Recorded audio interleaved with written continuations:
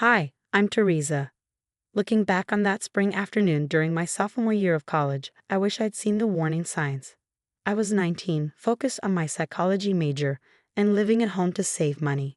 Life was pretty normal, until my parents dropped a bombshell over Sunday dinner. Teresa, sweetie, we need to discuss something important, Mom began, her voice unnervingly sweet, the kind of tone she uses when she's about to say something I won't like. Marcus and Diana's daughter Katie is going through some family troubles, she said. She needs a place to stay for a while.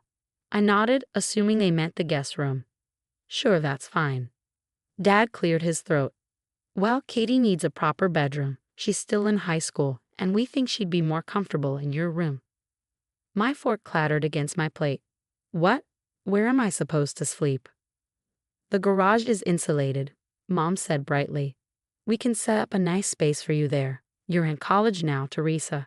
You need to learn to be more accommodating. That night, I called my best friend Ashley and my cousin Emma on a three-way call. They're making me move to the garage for some kid I've never even met. That's messed up, Ashley said. Your parents are seriously choosing their friend's kid over you. Emma chimed in. I get that Katie's parents are their friends, but still the garage? That's just wrong. The next day, Katie arrived. She looked like the Disney Channel version of a troubled teen, perfectly styled hair, expensive clothes, and a practiced sad smile. My parents hovered around her like she was made of glass. Teresa, help Katie settle in, Mom ordered, as I watched them haul my things to the garage. Your room is so cute, Katie gushed, running her fingers over my corkboard of photos.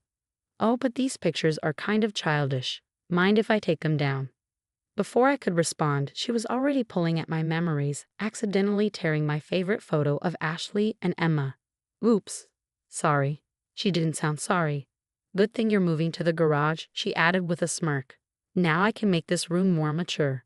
That night, lying on a makeshift bed between boxes of Christmas decorations and Dad's old golf clubs, my phone buzzed. It was a text from Ashley. Something's not right about Katie. She's giving me bad vibes. Seconds later, Emma replied, Did some digging. Katie's family troubles might not be what they seem. Want me to investigate? I stared at my phone, remembering Katie's smirk as she tore my photo. Yes, I typed back, find everything you can. 2 weeks into my exile, I caught Katie in the kitchen talking to Mom. I'm just so worried about Teresa, she said softly, her voice trembling with fake concern. She seems so angry lately. Yesterday, she practically slammed the door when I tried to talk to her. I hadn't slammed any doors. I've been avoiding her entirely. Mom nodded sympathetically. It's just really hard, Katie continued, dabbing at non-existent tears. I thought we could be like sisters, but she keeps giving me these hostile looks. Maybe this was a mistake. I could try finding somewhere else. No, sweetie, Mom rushed to assure her. Teresa just needs to adjust her attitude. I'll talk to her. That talk turned into a lecture about being more welcoming and less selfish. When I tried to explain Katie's behavior, Mom shut me down. She's been through so much with her family situation. But Emma's investigation told a different story.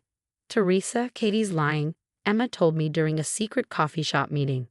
I talked to my friend who went to her old school. There's no family trouble, her parents are fine. She's pulled similar stunts at 2 other friends' houses.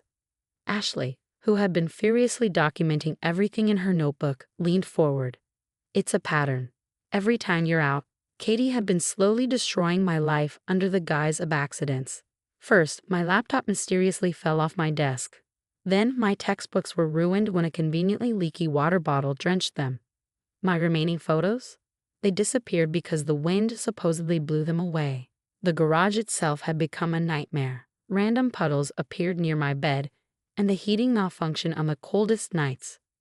We need more evidence, Emma said, showing us texts from Katie's old school friend. Look at this. Katie's done this before, manipulating parents into taking her in, pushing out their kids, and moving on when the truth starts to catch up with her. Ashley leaned forward, phone in hand. Watch this. She pressed play on a video she'd recorded in the garage. It showed Katie deliberately pouring water near my bed, then running to my parents to claim there was a leak that might damage their precious storage boxes. Dad's response, moving my bed to an even colder corner of the garage.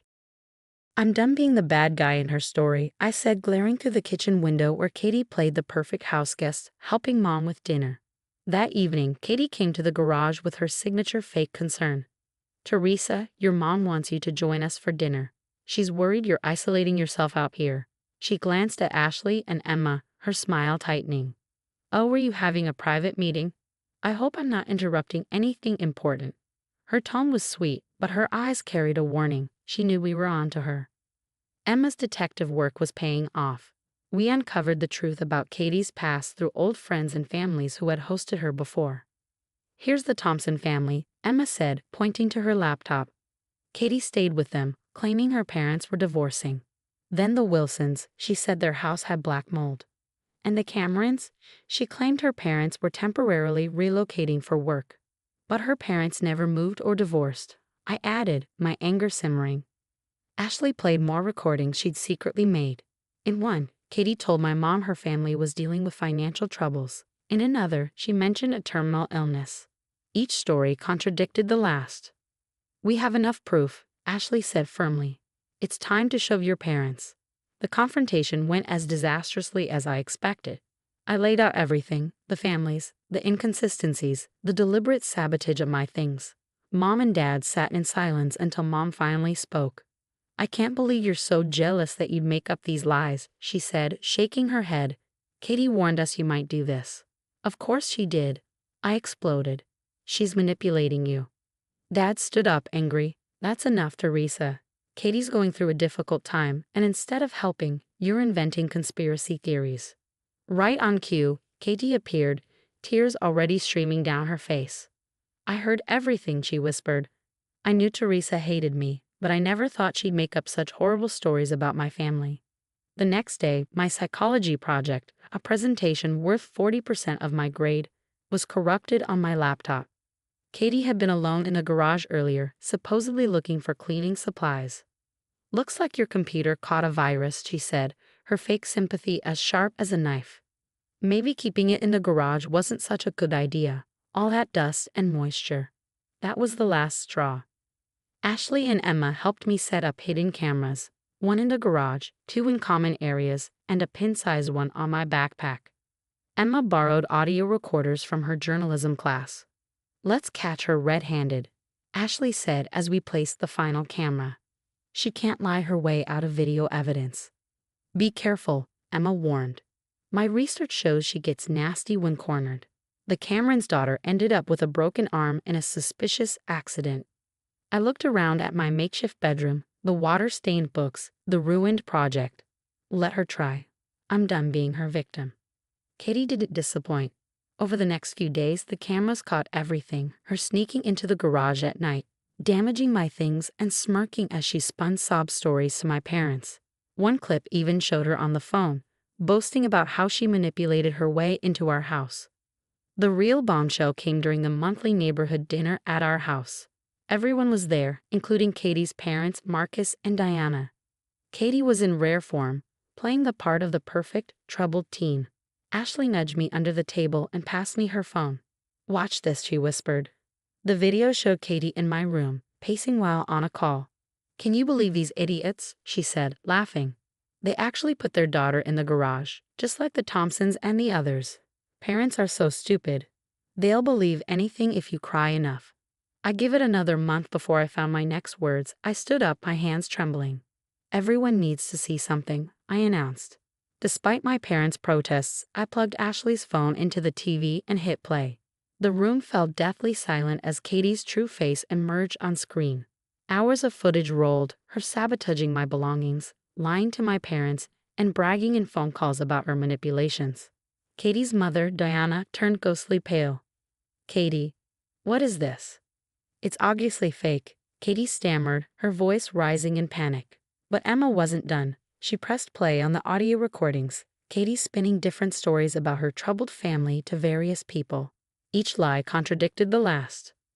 We contacted the other families, I said firmly, the Thompsons, the Wilsons, and the Camerons. They confirmed everything.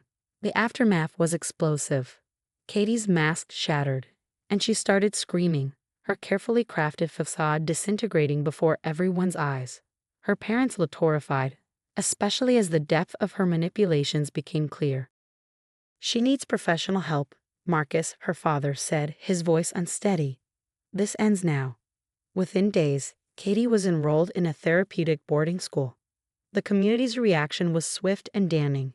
Neighbors who had once looked at me with disapproval now couldn't apologize enough. As for my parents, they tried too. Teresa, we're so sorry, Mom sobbed one evening. We should have believed you. I stared at her, calm but resolute. You chose a stranger over your own daughter. You put me in the garage. You called me a liar and jealous. Some things can't be fixed with an apology. Emma had already offered me her spare room. Stay with me while you finish college, she insisted. No garages, no manipulation, no drama. I moved out the next day. My parents kept calling, sending messages, even showing up at Emma's place with my old room key. We've kept your room exactly as it was, Dad pleaded. Please, Teresa, we'll do anything to make it right. You already did everything, I replied coldly. You showed me exactly who you are and where I stand with you. I'm not interested in a relationship with people who could treat their daughter that way. Looking back, exposing Katie was almost worth the pain, almost. She lost her perfect reputation, her victims were validated, and her parents finally saw her for who she was. My parents, however, lost something far more valuable, their daughter's trust and respect. As for me, I'm thriving.